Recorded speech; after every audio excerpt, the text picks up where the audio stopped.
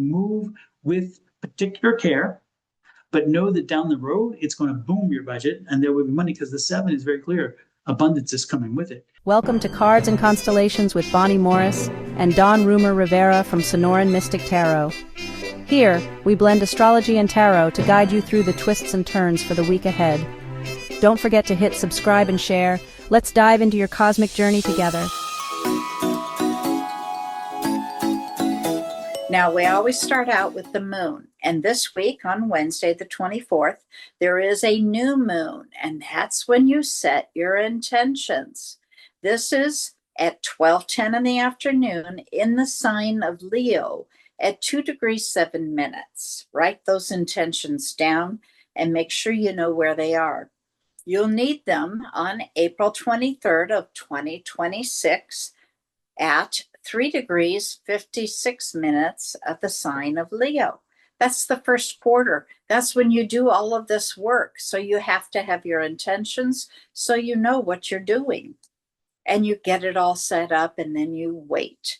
Wait for the full moon. And the full moon doesn't occur until January 22nd of 2027 at 2 degrees 14 minutes. Now that's where everything is illuminated. You can see the whole project for the first time together. Whatever you don't like, now is the time to change it, because then we pivot away from it and we wait for the last quarter. That doesn't occur until November 20th, 2027 at 8:25 p.m. And that's at 20 degrees 57 minutes of the sign of Leo. On the last quarter, we celebrate this success, the conclusion of the project. And at that time, we let it go. We turn away and wait for the next new moon. Now, there are 3 times this week where we have a void, of course, worth mentioning. On the 21st at 12:51 p.m., at 20 degrees and 5 minutes, until the 22nd at 5:26 a.m., when the moon moves into the sign of Cancer. Reminding you, all times that I give are Phoenix time, Mountain Standard Time. Now, on the 23rd, at 5:41 p.m., at 21 degrees 5 minutes, until the 24th at 8:29 a.m., when it moves into the sign of Leo. And again, for the last time on the 26th, at 4:01 a.m., 24 degrees 34 minutes, and that's only until 1:56 that day in the sign when it moves into the sign of Virgo. Now, Pisces, Pisces, your planet Neptune continues to dance with Saturn, and they're in conjunct while going through their retrograde and back between Pisces and Aries. The balance is totally dependent on who's leading, and that can change on a moment's notice. You have to look at the charts. With Saturn, there is a grounded effort to bring your dreams to a meaningful reality. With Neptune, it'd be a struggle with clarity, feeling somewhat overwhelmed. It can inspire profound spiritual dedication when healthy boundaries exist. Uranus also is in a sextile to Pluto, giving your intuition a boost, like you need it. Your imagination and your desire for a meaningful life are prime. You are a great manifester and open to spirit with inspiration. There are new ways to see the world, different perceptions. Neptune is also in a trine to the sun. You become naturally graceful and charming with a sense of magnetism to draw others in. There's a deep inner sensitivity with insight into the human condition. You're a good friend or counselor, and you'll feel fulfilled when you are a part of something bigger. The moon squares Neptune, where your emotional boundaries can be blurred. You may feel extra sensitive and yearn for that spiritual connection and have a little problem distinguishing your own feelings from others, and that can be confusing. There is a subtle but powerful inner growth and healing occurring when Neptune sextiles Pluto. You have a depth of perception and you embrace transformation as part of life. You feel called to serve through compassion and spirituality, or contributing to a more peaceful world. You are gentle, but determined to help others in deep healing, emotion, or societal wounds. Don't forget the new moon on Wednesday. The sun and the moon are conjunct at that time, and that's connecting your needs with your feelings. And you can be less than adaptable to change at times. With Saturn and Neptune conjunct, they both trine the moon, as if you need to be extra sensitive. You will show emotional maturity, compassion, and trust your intuition more. You'll be able to give emotional support without words. Your emotions express in a fluid and kind of dreaminess. However, it is gifted in healing. At the very end of the week, Venus is in a sextile to the moon, giving ease and social grace again, supporting being affectionate and kind, showing your emotional intelligence, and that will build deep, supportive relationships. Dawn, what do you have for Pisces? Thank you, Ms. Bonnie. Let's take a look at Pisces tarot reading and see how it may align or be different from, we have a jumper there, that of astrology. Dear Spirit Universe, please tell us what is highest, still another jumper, highest and best interest of Pisces. All right, Pisces. On the bottom of the deck, we have the overall energy of your environment this week, and it's going to be a chaotic energy. No, I'm not saying chaos. Take that back. We're not doing chaos. Just a busy energy. Lots of things to do. So don't be surprised if this week, if you're in a family unit, that everybody has something to do and they're very busy. Their schedule is filled. Your schedule will be filled this week as well, maybe even overfull. This is a week where everybody around you has things going on, and where, don't be surprised, friends and family have the same thing. So much energy, so much work to be done. But let's not get caught in the chaos of that, by the way. Let's not buy into the fact that, oh, well, it's so much I can't keep track. No.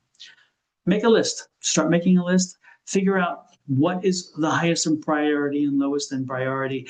Maybe even set up an Eisenhower matrix where you have the highest need and the most urgent in time.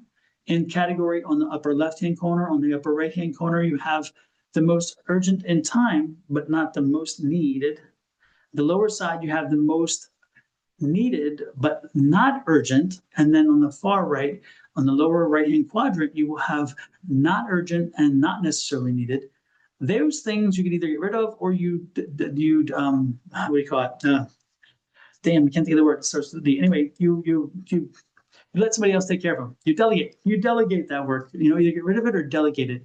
And then go back to the first upper left-hand quadrant, and you attack those first.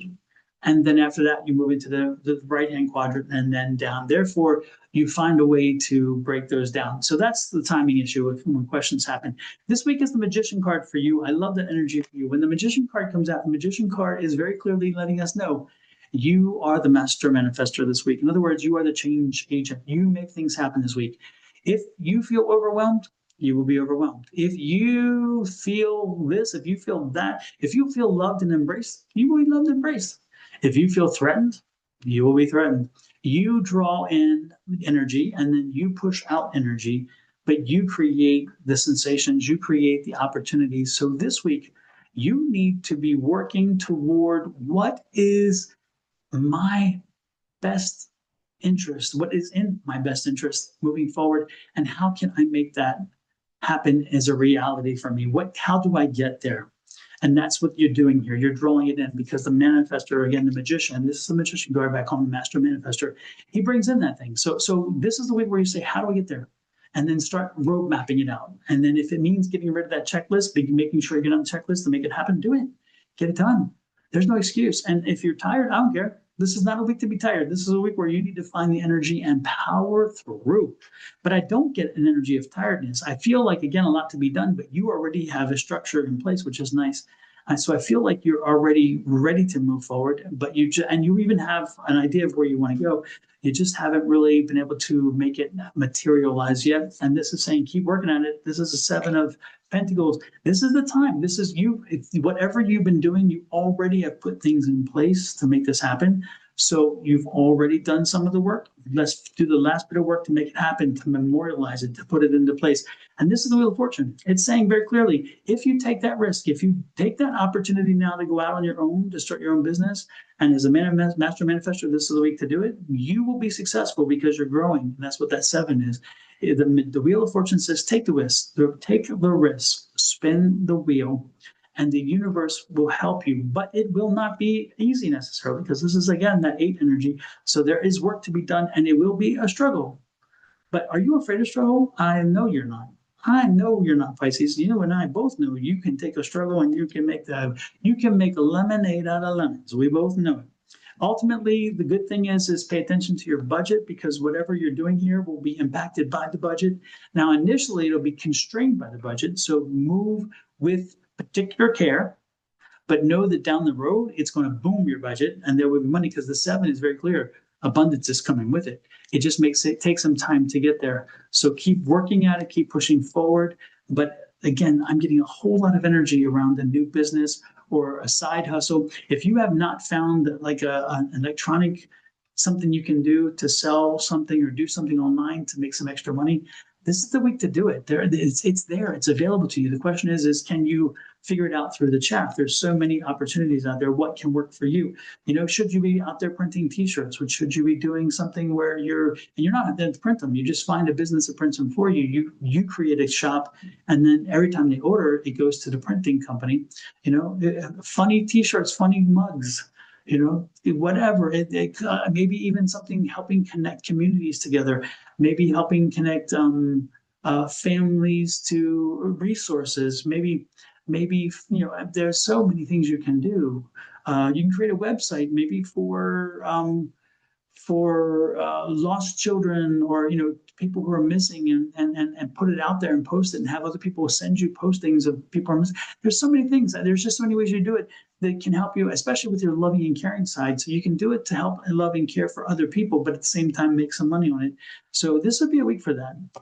No matter what, get something started. The news is coming in that says, hey, we're going to help you with this. So get something started and move forward. And you're going to be surprised how easily it flows, because the Master Manifestor is there and the Wheel of Fortune, and it's lubricated by that 7 of Pentacles in the middle. So it's telling you money will find you. Money will find you. Your budget will be okay. With that said, please hit that lower right-hand corner button that says subscribe. If you've not already done so, please subscribe to the channel. If you're on Your Love Goddesses channel, please pop over to Sonora Mystic Tarot and hit that subscribe button on that channel. If you're on my channel, which is Sonora Mystic Tarot, pop over to Your Love Goddess, which is Miss Bonnie's channel, and subscribe there. And then hit that share button and help us grow our channel. We would appreciate it. Additionally, Cards and Constellations has its own page. You're welcome to go there as well and subscribe. Until next week, from Miss Bonnie and her family to me and my family, and you and your family, love, light, and blessings. Have a great one. Bye-bye.